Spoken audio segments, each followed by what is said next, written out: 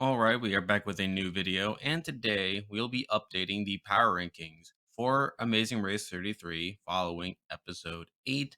And this was an all right leg. I mean, obviously, there's quite a bit of movement in the rankings from last week. And obviously, with this getting down to the home stretch at this point, it's definitely time to really think about who's going to win this thing. So, without further ado, let's get right into the list. So at number five, we have the eliminated team from the previous leg. We have Lulu and Lala, and this was sort of a unceremonious collapse for them in this leg. Obviously, they were the fourth to lead the pit stop. They feel like today will feel adventurous, but they also have to be patient. We see them agreeing to help Ryan and Dusty find the route info, which they do. But aside from that, they're largely on their own for the rest of the leg. They're the third to reach the roadblock and third to finish and seem to be in a good position, but obviously what really does them in is the fact that they get lost. And obviously, they have a hard time finding the food stand. At one point, they even find the pit stop, and that was a pretty funny scene. And obviously, through that, they fall so far behind that they are unable to catch up. They're the last to arrive at the food stand task, and obviously, they struggle a lot on that as well, where obviously they miss the wrapper clue, even waste more time by eating a second meal, but obviously, again, not really helping their case. They're the last to arrive at the second roadblock, and they're the last to finish it. And then obviously, they finish last on the leg and are eliminated. And overall, I felt like they were a fun team on the race. There were definitely points where I did consider them as top contenders. I mean, obviously, with all their talk about their grandma passing away and them just seeming like underdogs, like I had a feeling that they would at least make a deep run. However, seeing God here isn't too surprising. I mean, but at the end of the day, like I was kind of hoping they would at least make it to the final leg. And because of that, I have them here at number five. And with that, we're moving to the four teams still on the race. But obviously, at number four, we have the team that's the least likely to win the race at this point. And here we have Arun and Natalia. If you've been following this series, this probably isn't that big of a surprise at this point. But I will give them credit for surviving as much as they have. I mean, obviously, on this leg, they were the last to leave the pit stop. They're hoping to stay optimistic, even at they have the self drive, which obviously navigation has been a weak point for them during the race. They're the last to arrive at the roadblock. However, thanks to a mistake from Raquel and Cayla, they're able to move up to fourth place, fourth to finish the roadblock, fourth to get to the food stand task, and obviously the fourth to finish it, fourth to arrive at the second roadblock, fourth to finish that, and then obviously they finish fourth on the leg, largely due to Lulu and Lala getting lost. I mean, I do have to give them some credit for getting ahead of Raquel and Cayla. Then obviously they were somewhat benefited by Lulu and Lala getting lost, but even then I feel like they were already in fourth place by that point, so they at least had a shot of surviving anyway. But in any case, again, they'd kind of been all over the place on the race. They obviously navigation remains a pretty big issue for them, as even on this leg we did see them occasionally ask for directions, and they weren't completely optimal in that end, but they were able to scrape on by to this leg. And like I said, I had to give them at least some credit for surviving as much as it did. Mind you, some of that is due to luck and them happening to finish last on non elimination legs. However, it's still worthy nonetheless that they're still in the race despite all their issues. But at the end of the day, I feel like they're the least likely team to actually win the race at the end of the day. So they're here at number four. Now we're moving on to number three. And again, I feel like the top three are all teams I feel like have a very good shot of winning the race.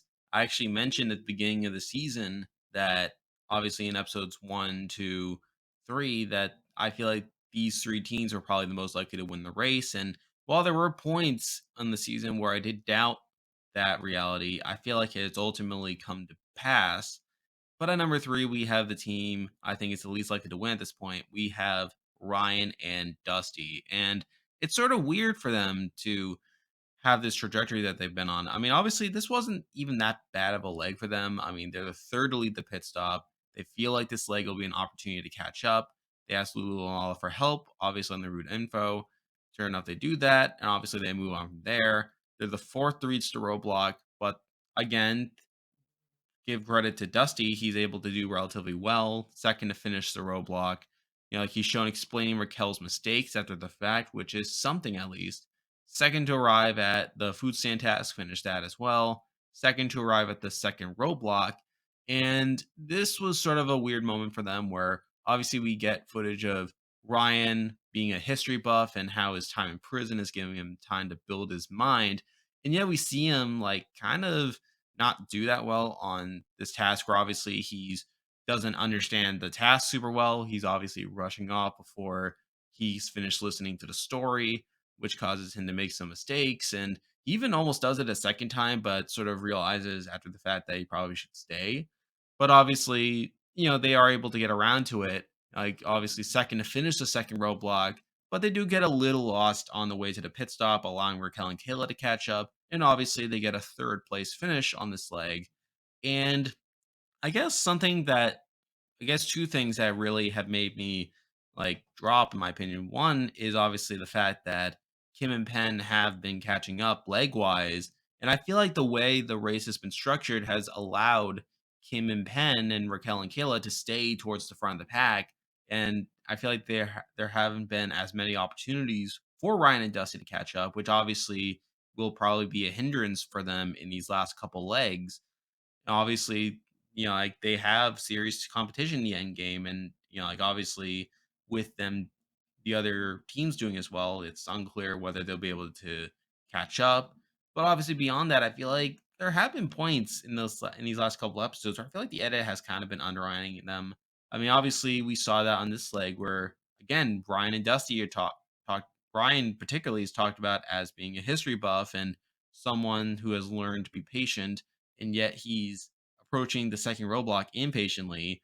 You also, again, the show has also been highlighting their overconfidence or cockiness to a certain extent, where obviously they like get really excited whenever they finish a task or get ahead. Like, I feel like that probably isn't meant to be portrayed all that positively.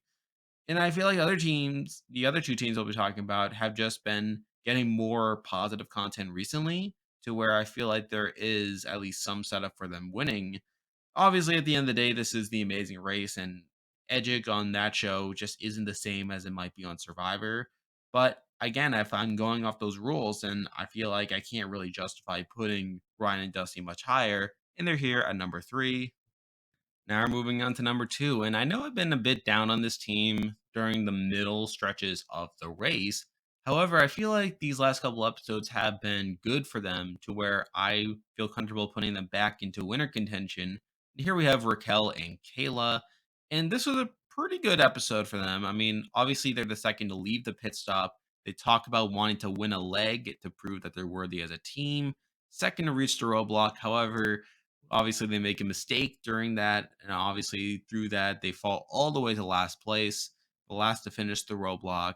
They talk about how their biggest fear is losing the race because of their mistakes, and obviously they have to learn to pay attention to detail. They're the third to arrive at the food stand. They're the third to finish. And obviously, they're able to take advantage of Lulu and Lala getting lost, like, but obviously Arun and Natalia getting kind of lost as well to obviously move up to third place. They're the third to arrive at the second roadblock. They're the third to finish it. However, they are able to take advantage of Ryan and Dusty getting lost, and obviously they finish second on the leg. So again, this was sort of a topsy turvy leg for them, despite them having an all right finish. But I feel like again in recent episodes, the edit has been picking up for them.